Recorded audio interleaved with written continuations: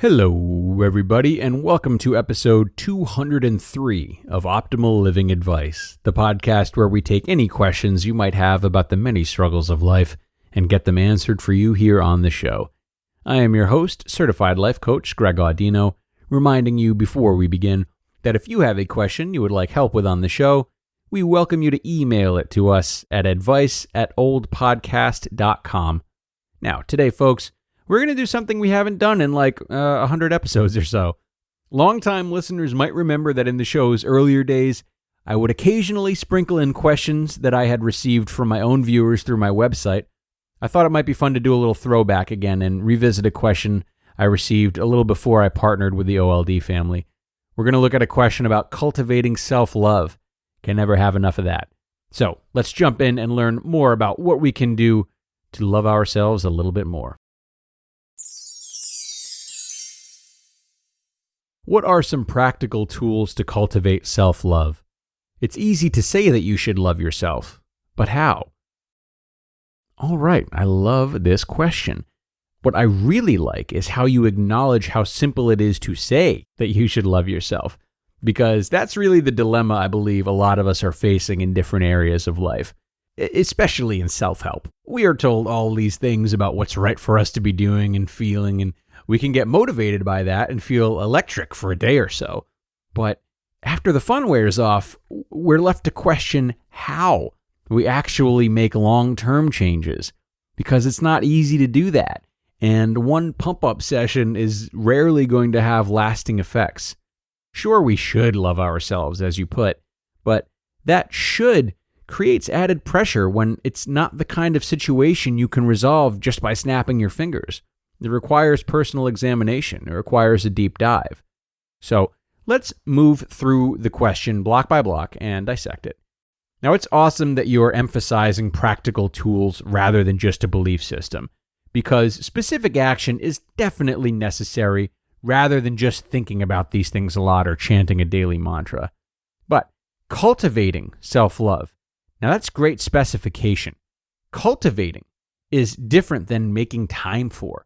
Though I might argue that making time for self-love is a precursor to cultivating more of it. So let's start there. Making time for current self-love, it's relatively easy. It just requires rearranging one's schedule and being honest with oneself. So the first step to cultivating self-love is to make time for the love which already exists, because that builds momentum. So hone in on the things that you love to do or the things you love about yourself without regard to others. Ask yourself what things about you love and appreciate as is.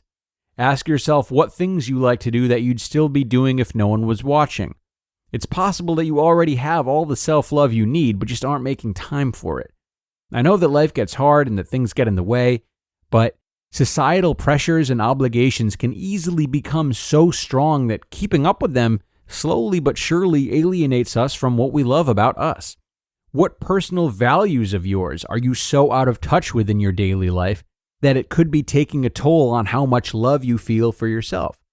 What lies are you falling into about how much money you need to earn or what kind of car you need to drive? Honestly, even the idea that you need to focus on your own goals more and accomplish more for yourself, even that can be a trap, as it can potentially isolate you from community and achievement for others. The list of ways we can get sucked into poor values over time is endless, as you can see, and thinking independently of them is very difficult, but very necessary as well for generating both the mental space you need to see what self-love you can currently extract and the time you need to put into practice to do it. That's step one. Now, to cultivate self-love, however, it's necessary to focus on just the opposite, which is self-hatred. We look after ourselves every second of our lives. We know our intentions and our motivations. We know that we're trying our best at all times. Loving ourselves is our natural state of being. It's more a state that we try to get back to, okay, rather than achieve from the beginning. So to refine self-love, we must focus on what's gotten in the way of it. We must focus on what we no longer love about ourselves. Ask yourself what you've been avoiding. What have you been staying away from to avoid the surfacing of feelings you don't want to face? Make a concerted effort to list the things about yourself that you don't like, whatever they may be, and all of the ways they manifest themselves. Pay attention to these things. Where do they start? Why are they there? And why do they have to be so bad? Upon reflection, it's common to find that a lot of the hatred we have towards certain elements of ourselves is completely justified once we pinpoint how it started and how limited our knowledge was of it and of ourselves at the time. Examining this hatred, which, depending on who you are, might be done best with the aid of a therapist, and leaning into it rather than resisting it is the first step towards forgiving yourself for it and maybe even coming to like it. The more elements of ourselves that we tuck away, the more disappointment we feel towards ourselves and the more distant self-love can feel. The only way to not cultivate it but recultivate it is to pay attention to the things we don't like and confront them.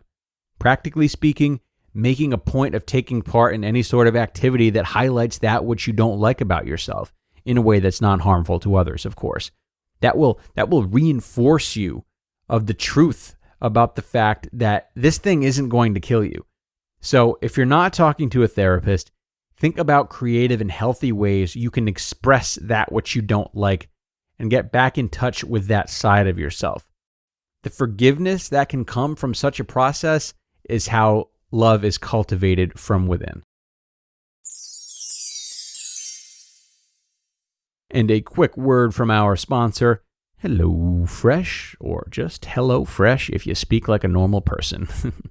HelloFresh is America's #1 meal kit service. They offer the flexibility you need with customizable orders every week, meaning you can easily change your delivery days or food preferences and skip a week whenever you need.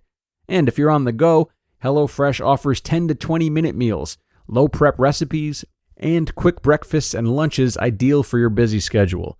One of those that I tried and really enjoyed was the turkey meatball, pepper, and onion flatbread, basically 3 of my favorite foods in one dish. Absolutely delicious. It's fast and infinitely better than what I would have made had I gone to the market in search of my own ingredients. So, if you are looking for quick, healthy, and affordable eating, and who isn't, go to hellofresh.com/12OLA and use code 12OLA for 12 free meals, including free shipping. That's hellofresh.com/12OLA and use code 12OLA for 12 free meals, including free shipping. Everyone, it's really important to realize that this episode today is a guide. It is a jumping block. Of course, all of these episodes are guides, as I know very little about the people sending questions in, and I only know as much about their circumstances as they disclose. But this in particular is one of those hugely personal questions which requires such a unique journey. So if you, the asker, or whomever is wondering something similar, wants the greatest effect and is having trouble getting over the hump, I would recommend talking to a professional on an ongoing basis. With that being said, it is often a unique tool that we can use, focusing on the opposite of that which we seek to improve, as we said towards the end of the episode. So for self-love, we would, investigate self-hatred and go from there.